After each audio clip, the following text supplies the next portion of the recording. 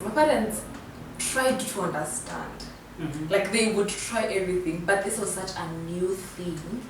As in they don't understand why their daughter is just sad and is crying or is feeling like this. Like it didn't make sense to them. Like just be happy. As in you know, just like check her too and you'll be okay.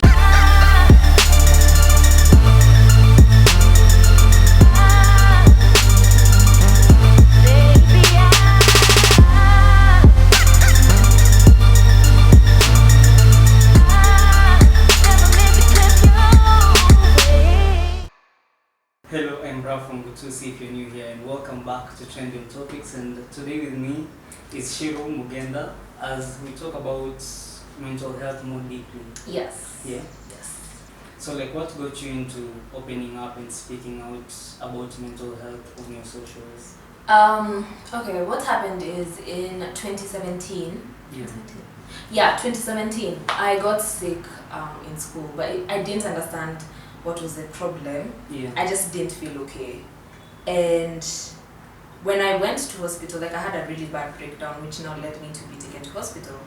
I was told that I have, at first, mild depression. And that's when I learned that like depression is actually an illness, not just a feeling. Yeah. Then as like it got worse as it continued, like as the year continued. So what happened, what made me start was in school, people started asking me questions, and I was really vocal about it, like I wouldn't lie about it. And then this one time we went for prayer day, because that was Form 4, prayer day, 2017. Yeah, 2017.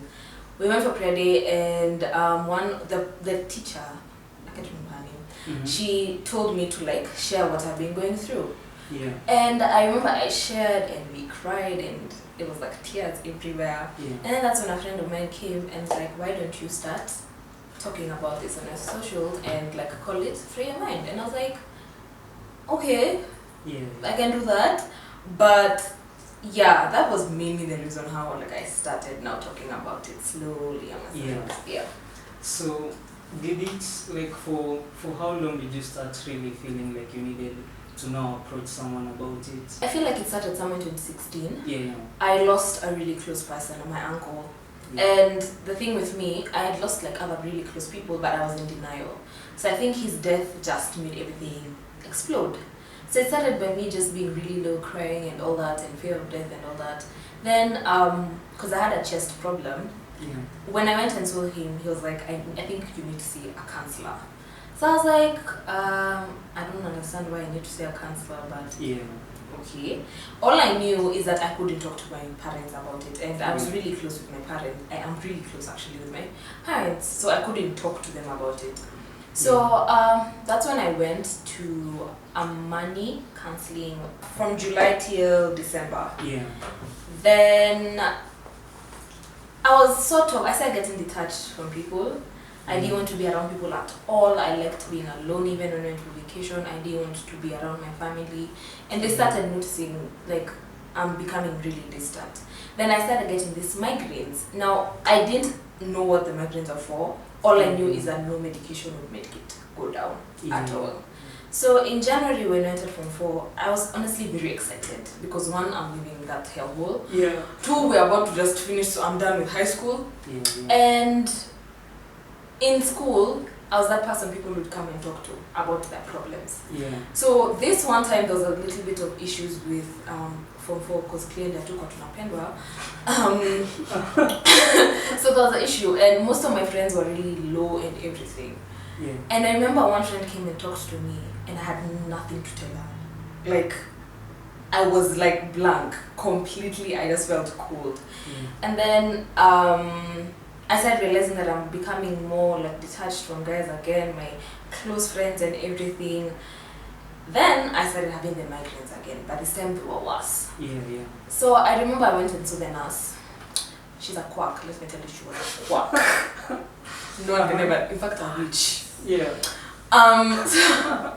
So I went and saw her, and this mommy told me to pray. I'm having a headache, and she told me, she gave me some like pray. I'm telling her, I knew I just needed to see my counselor. Like I don't know why, but I felt like this was something to do with my. psychological parts and everything. So when midterm came, I failed my exam. I failed. And that's when I told my parents, I don't know what's up, but I'm not okay and I need to see a counselor.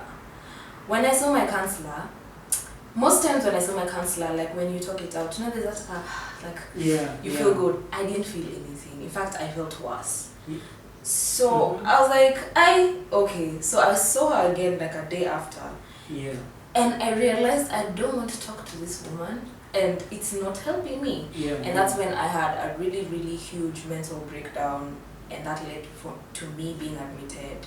Yeah. And that's when I first got my first psychiatrist and was just introduced into the world of mental health. Yeah. So that is how I knew that I needed to see someone. Yeah. There's this thing that you mentioned about your experience with the counselor. Last year, I think you're the last person that I hosted before I ended everything. Yeah. And I told you what was happening. Yeah. So I also had a similar experience with, I'll also ask this, the difference between a counselor and a therapist. Because me, I thought this guy was a therapist. And then the experience was so bad that I never went back and I recorded it. Imagine having such an encounter with someone. Wow. So why do you think, like, therapists, or maybe it's the age group that is there, don't really understand us to the extent we need to be understood? I feel like when it comes to therapy, first of all, it's a very personal decision. If, let's say, someone can be taken to a therapist, and you see, I've seen it a lot, where someone says, I was taken to see a therapist, but this person didn't want. What happens is like there's a wall between you and the person. Yeah. So the person may actually be doing their job, but you're not there, like you're not having it. And even for me, before I started seeing a therapist, it was like, this is your decision. If you don't want this, don't do it right now. Yeah. And that has been a problem because many people, especially families, will end up taking you, you need to see a therapist, yeah. But sometimes maybe that's not where you are. Maybe seeing a therapist is not what you need at that moment. Yeah. And then we also need to consider the fact that, I don't know, many of the therapists that are there are a bit old. It's like, it's very rare that you find some who actually understand. Like, thankfully, my therapist is someone, she's a bit old, but she understands because she keeps on doing like research on people and how we are as a generation and everything. Yeah. So it's true that you can find people that are actually, they're not bad therapists, but they've not widened their scope of understanding you. Like, they're still dealing with people maybe like in the 90s and the 80s, so Hamsaidiani, and this happens a lot. So even when you're going for, like, if you start seeing a therapist, always have that open perspective and don't always put your hope on that one. You need to keep on, like, you can see one and you feel you're not comfortable, leave them, because most probably you won't be comfortable around them ever. So I think that's the reason. When it comes to the people closest to you and knowing about it, how did that come to be for you personally? I had different reactions from everywhere. One, people didn't know mental health until it's a talk. People are talking about it, but it's not something that is actually measured on. And I keep saying, like, especially high school, this needs to be a whole class. Like, it needs to be a whole class on its own just to talk about mental health. So when I got it first, even how I reacted, I was actually mad that, a doctor can put me in hospital, tell me I have depression, as in for real mepata an emotion. It doesn't make sense. Like, I was so mad. And I remember I told my parents, we go, like, tell them to discharge me because this is just utter nonsense. And then my parents tried to understand. Like, they would try everything, but this was such a new thing. As in, they don't understand why their daughter is just sad and is crying or is feeling like this. Like, it didn't make sense to them. Like, just be happy. As in, just like check her too and you'll be okay. Yeah. And this was actually a big problem, especially with my dad. With my dad. Yeah. He's the people who didn't like seeing me sad. So he would do everything to make me laugh, and it's not working. So he'd be so frustrated. Yeah. Just like, what's wrong? Is she broken? As in, what's wrong with her? And by the time that they actually got to understand, it took time. Yeah. Sadly, it had to reach a point that I almost committed suicide for them to actually see, like, yo, this is a serious thing. Not that they weren't taking it seriously, but they had not known the extent to which it can affect someone. And that was around, I think, if I'm not wrong, around April. Around that's when I think I had my first suicidal moment. So that's when they understood. Now, being in high school at that point, and especially being in Form 4, and all of a sudden not being able to be in school because of depression didn't make sense to anyone. As in, it's not a physical thing that I can show, like I was cut here, I broke my leg here. I'm just telling them, yo, I have depression and anxiety. And, you know, at first, of course, the consultant principals are understanding, we're here for you, but to them it was just like, you're faking. Like, what is this you're telling us? At depression, honestly speaking. And it got so bad to the point that I had to start missing. Like, I started missing school because I was in hospital so many times. And so for them, it didn't make sense. And even them, the time that they actually believed that things are bad is I had the depression I had used to make me have migraines. And with these migraines, I couldn't be around noise at all. Like, I couldn't be around noise. So one time we were in class and you know how people are just like whispering. I got like a really bad migraine, but I excused myself because I didn't want to like make a scene. And now I had to be rushed. Like, the school had to call an ambulance for me to be rushed. And I remember my class teacher came, and that's when she would, like, I even remember her telling me, hiya. So this thing is actually like a serious thing. And even when she came to see me in hospital, and the principal, like, they were shocked because they're like, you know, honestly, the perception they had in their head. It's not supposed to be like that. And that was with almost everyone I told, especially at that time, from family to friends. It wasn't making sense that you're saying you have depression. Like, what's that? You know. So it was a bit hard, and it really made me like hold back from telling people. And thankfully I started seeing a therapist, because I swear I'd have actually lost it. Because it's hard when you have to keep on explaining to someone, I have depression, I feel sad, and I'm going through this and this. It's like, pray and you'll be okay. I mean, like, when you're baggy, and I'm like, even me, I don't understand what I'm going through, but I'm telling you the truth. So the reactions were different. And when I started being now more vocal about it and telling them like the raw facts of what I'm going through, people started now becoming more interested and even just doing their research on mental health.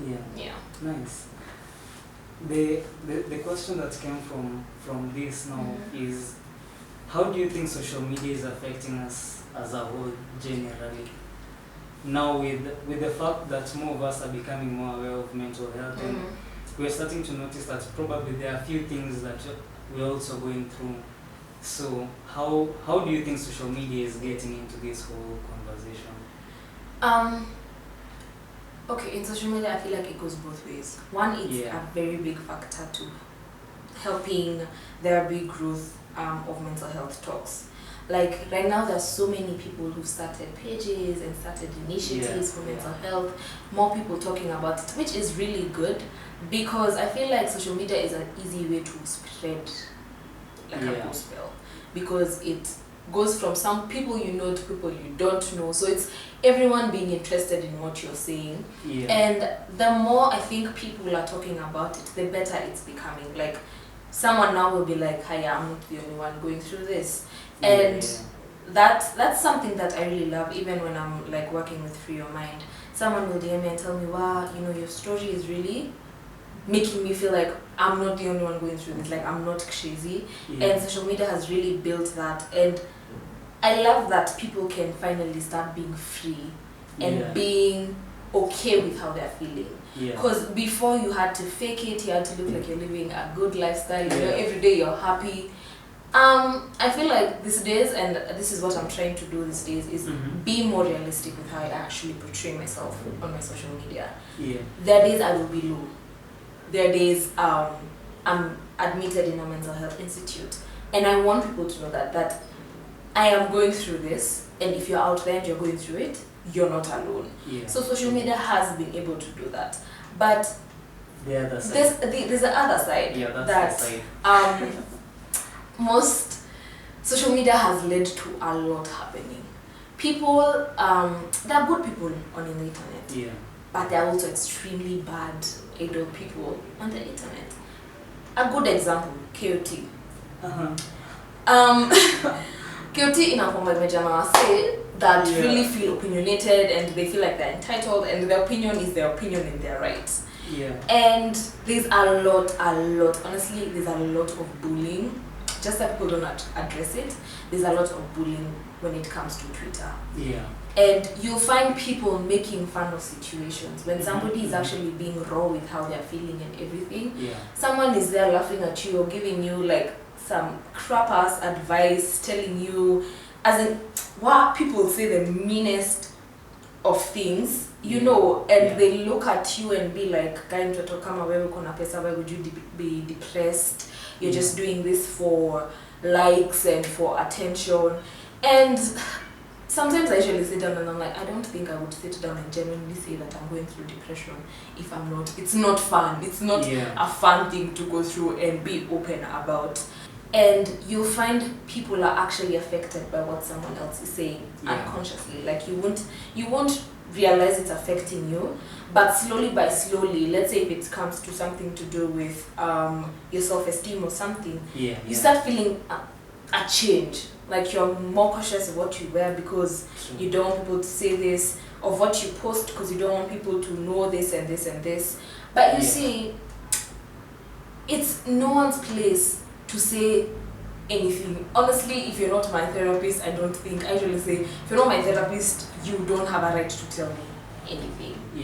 Because I don't know why people use social media to bring others down and to make mental health seem like a small car issue, because I'm actually allowed to say I'm not okay. I'm allowed to say that I'm going through a suicidal moment. Like, I should be allowed to say that, because I don't want to hold it in and then now you're coming to bury me. Like, I don't, and then people start asking, oh, why didn't she say, I wish I knew. I think she spoke out, but you decided to make fun of her and her situation. So social media is a good thing, yes, and it is helping like spread the word and everything, but there's that side that attacks people, and sometimes it can be unknowingly, but it ends up affecting people in their lives and making their mental health state to be even worse. Nice. Yeah. Wow. When you look at your circle, your timeline, the people you follow, does that side of social media ever feel toxic? When you look at a normal Twitter timeline from people that you might be familiar with, you see, does it ever feel toxic? Yeah, a lot. Yeah. Especially Twitter. I'm gonna go back to Twitter because I feel like Twitter can be so toxic. Because honestly, there's sometimes I'll see people writing some things and I don't think they know how much they're affecting others, and someone will continue to say something and it's extremely mean. And sometimes the topics that people are talking about, they talk without, as if they don't have a heart. And sometimes being in that space is not the best for someone. So I usually tell people, if you feel like it's becoming too much, just log off. Like, give yourself some time. In fact, evaluate whether it's really that important to have it. Because you don't want something that's going to end up disturbing you for the rest of your life. Because I don't know why people make toxicity something normal. It does not make sense to me how toxicity is something normal. I don't understand why you would still be a friend with someone who talks in a certain way about certain situations. Like, it's just messed up, honestly.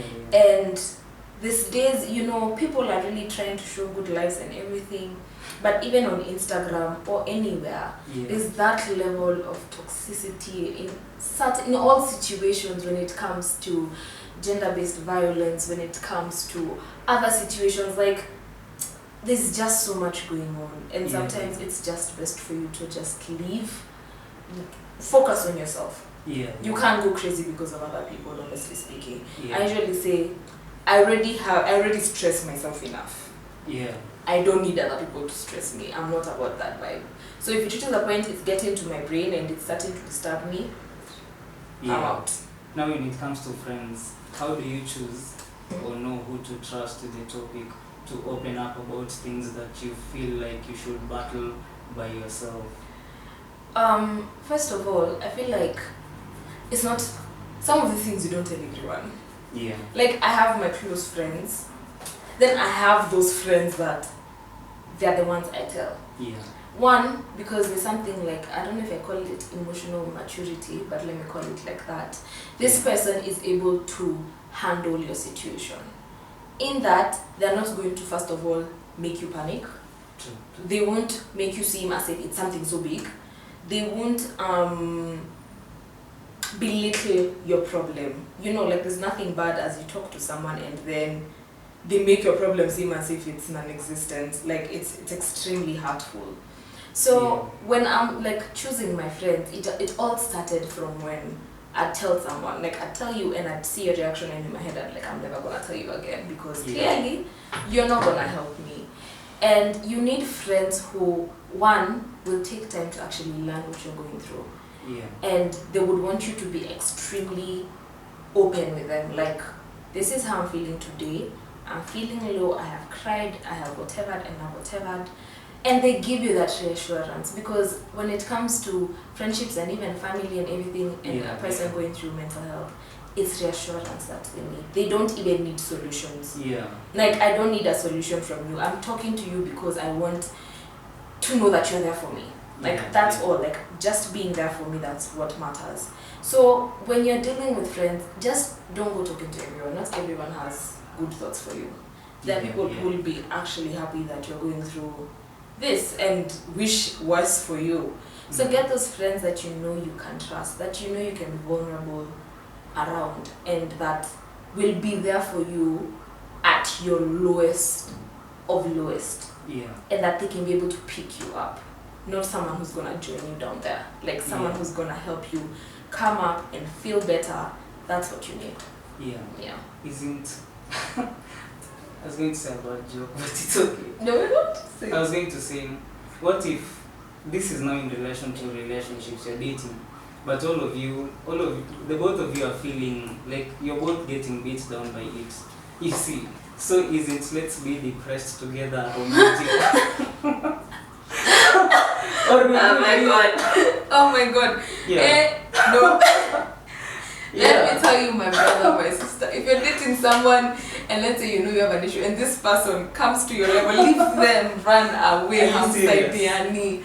There is, let me tell you, I know firsthand.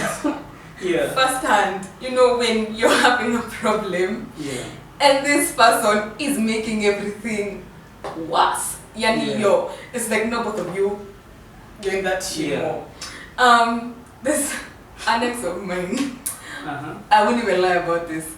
Last year was like a really hard time for me, and since 17, so since I dated this person, they knew what I was going through because I was very vocal. Like even when I meet a guy, I'll tell them I have depression.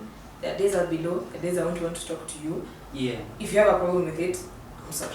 Like we can't do this. Yeah. And I remember when I was low, I'd tell this person, and they'd get angry. And the next thing, they're as low as I am. So I had to fake it to make them feel better.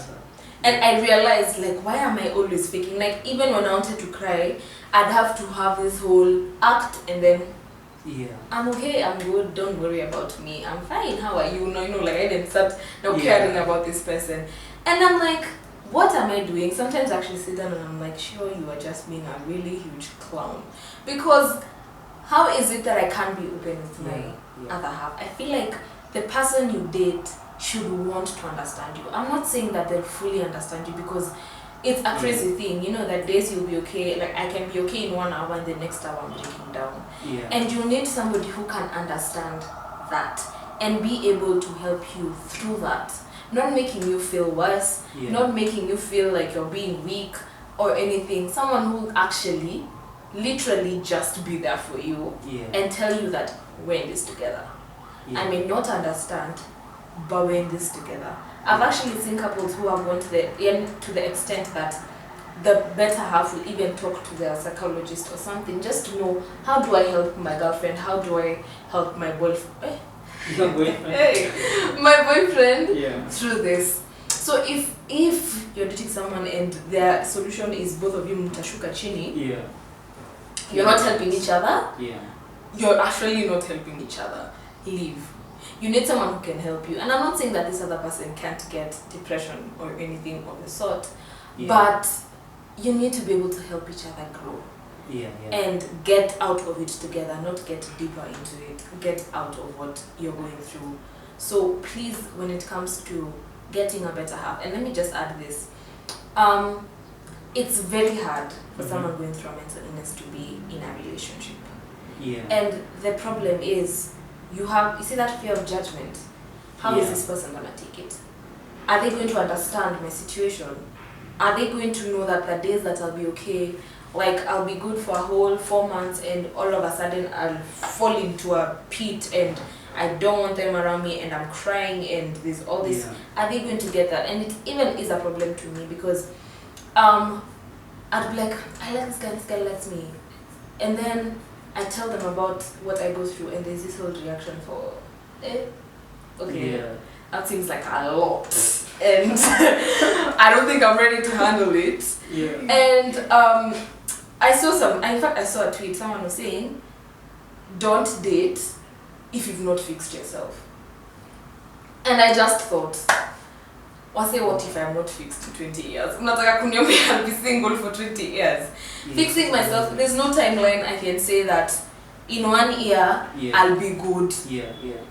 Mental illnesses don't work like that.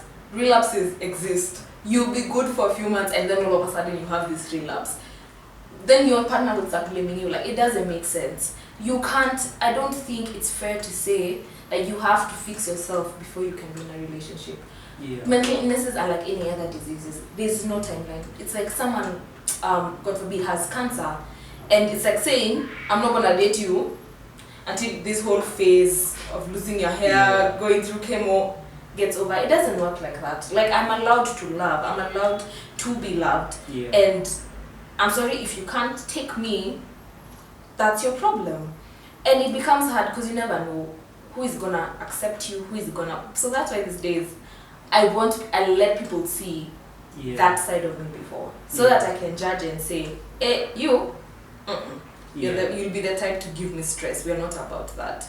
So Wow, nice. I think I've asked all the questions and you really answered them greatly. And if you're new here, please click that subscribe button. Be sure to check out more episodes dropping every Friday.